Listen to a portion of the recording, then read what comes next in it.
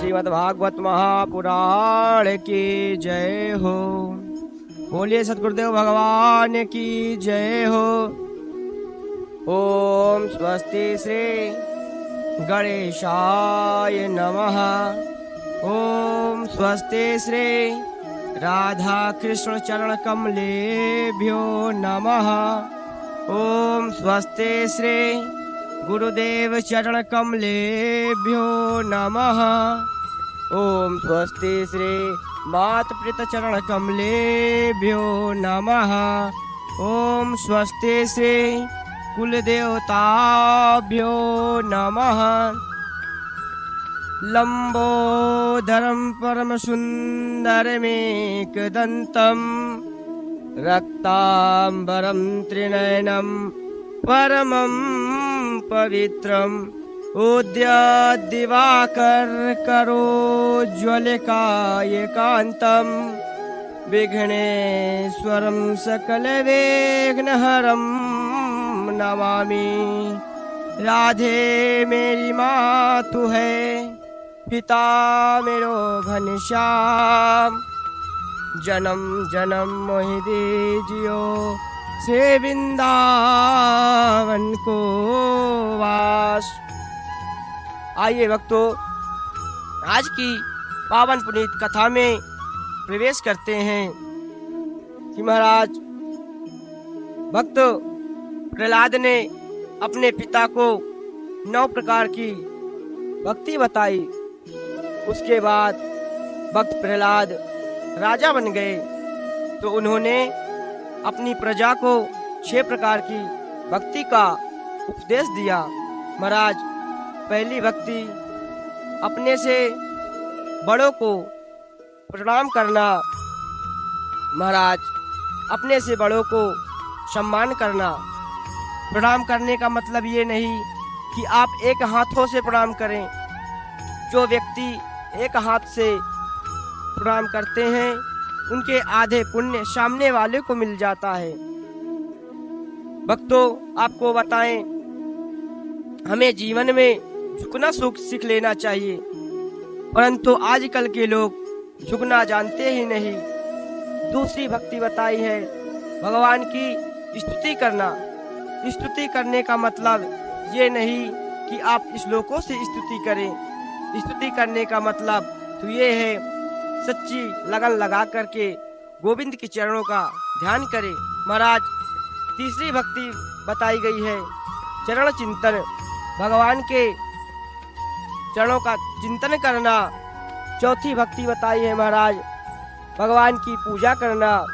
और 5वीं भक्ति बताई गई है कर्म समर्पण। जो भी कर्म करे सभी गोविंद के चरणों में समर्पित कर दे। महाराज, 6वीं भक्ति बताई गई है परमात्मा की कथा श्रवण करना। और 7वें स्कंध में 15 अध्याय हैं। 10वें अध्याय में प्रहलाद चरित्र का वर्णन है और 5 अध्याय में कर्म पंचाध्याय है, जिसमें बताया गया है कि किसको कौन सा कर्म करना चाहिए। ब्राह्मण, क्षत्रिय, वैश्य, शूद्र। महाराज, ब्राह्मण के कर्म है वेद पढ़ना, वेद पढ़ाना, यज्ञ करना, यज्ञ कराना, दान देना और दान लेना। महाराज, क्षत्रिय के धर्म है ब्राह्मण और क्षत्रिय को छोड़कर सभी वर्गों से कर लेना और सुरक्षा को अच्छी तरह से बनाए रखना। वैश्य का धर्म है महाराज कि अधिक से अधिक व्यापार करे और दान करे और इन दोनों वर्गों के ब्राह्मण और क्षत्रिय के अनुकूल बना रहे। भक्तों, आपको बताएं कि शूद्र का धर्म क्या है। शूद्र को कभी मंदिर में प्रवेश नहीं करना चाहिए। यदि शूद्र मंदिर की सीढ़ियों को प्रणाम कर लेता है तो उसको एक पुजारी के पूजा के बराबर फल प्राप्त हो जाता है।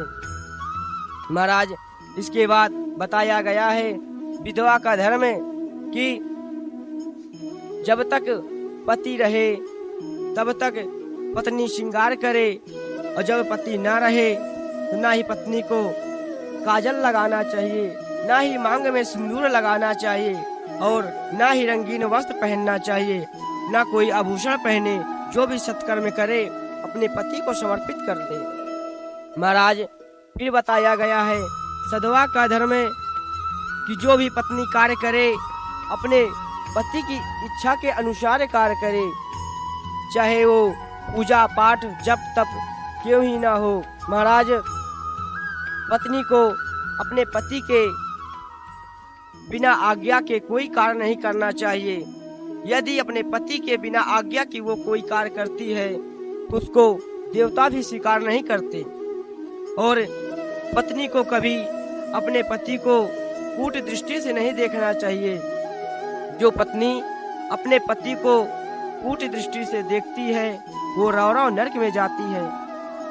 महाराज गोस्वामी तुलसीदास जी रामचरितमानस में लिखते हैं, ऐसे हूँ पति कर किए अपमाना, नारी पावे जम पूरे दुख नाना। पति प्रतिकूल नारी जहाँ जाई, विधवा होई पाई तरुणाई। पति वंचक पर पतिरति कराई, रो रो नरक कल्प सत परई। महाराज जो पत्नी अपने पति को कूट दृष्टि से देखती है वो रौरव नरक में जाती है। इसके बाद बताया गया है महाराज, सन्यासी का धर्म है, सन्यासी को कभी आश्रम नहीं बनाना चाहिए, न ही सन्यासी को कभी चेला बनाना चाहिए। सन्यासी का अर्थ क्या है? सम्यक प्रकार न्यासः इति सन्यासः। महाराज सन्यासी न तो कभी स्त्री का स्पर्श करे, चाहे वो काठ की गुड़िया ही क्यों ना हो, न ही चेला बनाए, न ही आश्रम बनाए। सन्यासी का जीवन तो ऐसे ही व्यतीत करना चाहिए भगवान की भक्ति में। आज की वाणी सद्गुरुदेव भगवान के चरणों में समर्पित। जय जय श्री राधे श्याम, जय जय श्री राधे श्याम, जय जय श्री राधे श्याम।